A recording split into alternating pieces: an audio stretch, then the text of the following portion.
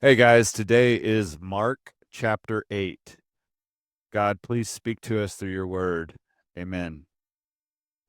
About this time, another large crowd had gathered, and the people ran out of food again. Jesus called his disciples and told them, I feel sorry for these people. They have been here with me for 3 days, and they have nothing left to eat. If I send them home hungry, they will faint along the way, for some of them have come a long distance. His disciples replied, How are we supposed to find enough food to feed them out here in the wilderness? Jesus asked, How much bread do you have? 7 loaves, they replied. So Jesus told all the people to sit down on the ground. Then he took the 7 loaves, thanked God for them, and broke them into pieces. He gave them to his disciples, who distributed the bread to the crowd. A few small fish were found too. So Jesus also blessed these and told the disciples to distribute them.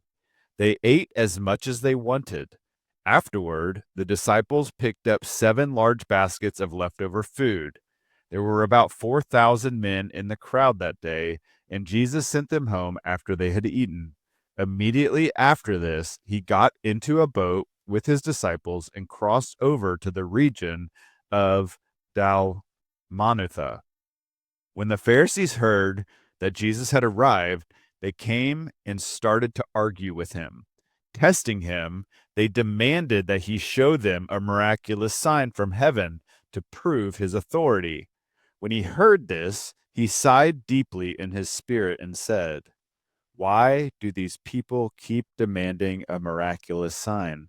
I tell you the truth, I will not give this generation any such sign.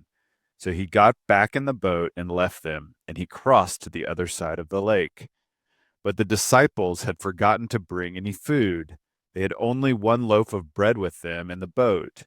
As they were crossing the lake, Jesus warned them, Watch out! Beware of the yeast of the Pharisees and of Herod.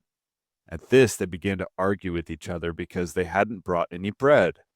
Jesus knew what they were saying, so he said, Why are you arguing about having no bread? Don't you know or understand even yet? Are your hearts too hard to take it in? You have eyes, can't you see? You have ears, can't you hear? Don't you remember anything at all? When I fed the 5,000 with 5 loaves of bread, how many baskets of leftovers did you pick up afterward? 12, they said.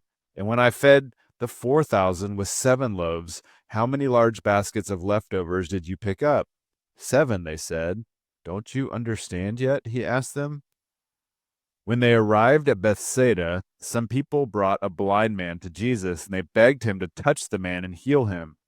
Jesus took the blind man by the hand and led him out of the village. Then, spitting on the man's eyes, he laid his hands on him and asked, Can you see anything now? The man looked around. Yes, he said, I see people, but I can't see them very clearly. They look like trees walking around. Then Jesus placed his hand on the man's eyes again, and his eyes were opened. His sight was completely restored, and he could see everything clearly. Jesus sent him away, saying, Don't go back into the village on your way home. Jesus and his disciples left Galilee and went up to the villages near Caesarea Philippi. As they were walking along, he asked them, Who do people say I am? Well, they replied, Some say John the Baptist, some say Elijah, and others say you are one of the other prophets. Then he asked them, But who do you say I am? Peter replied, You are the Messiah. But Jesus warned them not to tell anyone about him.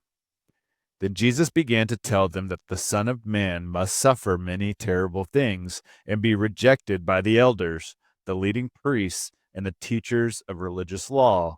He would be killed, but 3 days later he would rise from the dead. As he talked about this openly with his disciples, Peter took him aside and began to reprimand him for saying such things. Jesus turned around and looked at his disciples and then reprimanded Peter. Get away from me, Satan, he said. You are seeing things merely from a human point of view, not from God's. Then, calling the crowd to join his disciples, he said, "If any of you want to be my follower, you must give up your own way, take up your cross, and follow me. If you try to hang on to your life, you will lose it. But if you give up your life for my sake and for the sake of the good news, you will save it. And what do you benefit if you gain the whole world but lose your own soul? Is anything worth more than your soul?